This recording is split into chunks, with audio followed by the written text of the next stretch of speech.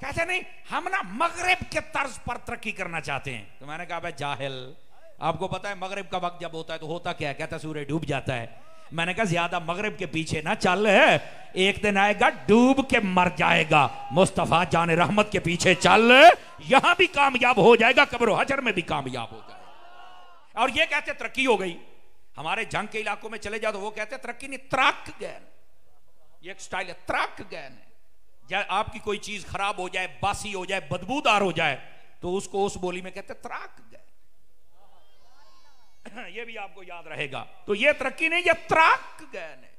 तो इस बात तरक्के ना, तरक्की हुजूर के कदमों के अलावा कहीं तरक्की नहीं मिल सकती है। आप हजरात को समझ आ रही है?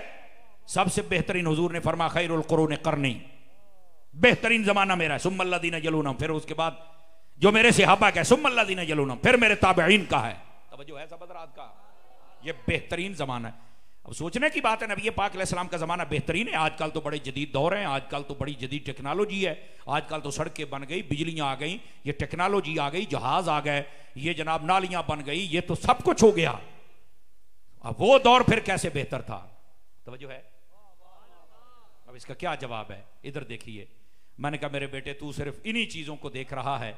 नबी पाक अलैहिस्सलाम ने ना तो पार्क बनाए थे जब रियासत मदीना बनाई थी, अगर आपको समझ आ रही हो तो आप बोल सकते हैं, वरना कोई मसला नहीं है। ना आपने पार्क बनाए, ना सड़कें बनाई, ना नालियां बनाई, ना ही आपने कहीं झूले लगवाए, अगर हैं तो बता दो।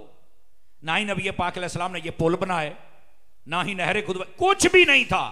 आपने फिर क्या दिया? क्या है? मैंने कहा नबी पाक ने बंदे तैयार करके दिए। कोई अबू बकर था, कोई उमर था, कोई उस्मान था, कोई अली था, कोई तलहा है, कोई जुबैर है, कोई साद इब्न अबी वक्कास है, कोई खालिद बिन वलीद है, कोई अनस बिन मालिक है, कोई उबैदा बिन जर्राह है, और कोई हसन है, कोई हुसैन है, और कोई हजरत अमीर मुआविया है। ये मेरे नबी ने अफराद तैयार करके दिए। उन अफराद ने आकर पूरी दुनिया के अंदर एक हलचल सी पैदा कर दी और बता दिया हमारा इस्लाम अब प्रैक्टिकली तौर पे कहता है कि इन कवानीन पे अमल कर लो, तुम्हें सड़कों, नालियों, पार्कों की जरूरत नहीं पड़ेगी। समझ आई ना? तुम्हें सिर्फ जरूरत है तुम्हारी यहां की सड़क ठीक हो जाए, तुम्हारी ये दिमाग की जो नाली है ये ठीक हो जाए। तवज्जो नहीं फरमा रहे आप हजरात? जिस दिन ये ठीक हो गए सारे काम ही ठीक हो जाएंगे जनाब। लेकिन आज अफराद नहीं तैयार हो रहे, आज बातें हो रही है, और इन बातों ने हमारे मुल्क को यहां तक पहुंचा दिया है।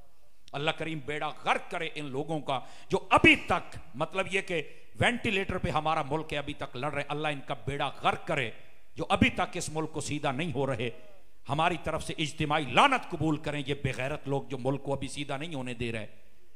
अल्लाह करे बर्बाद हो जाएं ये लोग, और अल्लाह करे जो मुल्क के लिए काम कर रहे हैं अल्लाह उनको रहमत अता फरमाए, सेहत अता फरमाए, अजर अता फरमाए। समझ आ रही है भाई? ये सब का काम हो गया। जो गलत कर रहा उसका काम भी हो गया, जो सही कर रहा उसका काम भी हो गया है। बेगैरती की कोई हद होती है, लेकिन बंदे के लिए जिसमें गैरत हो उसके लिए, तो जो पहले इंटरनेशनल बेगैरत हो उसको तो फिर पता ही नहीं ना होता, वो तो कहता है ये तो बहुत छोटी चीज है। तो इस वास्ते इन इंटरनेशनलों को चाहिए खुदा का खौफ कर लें।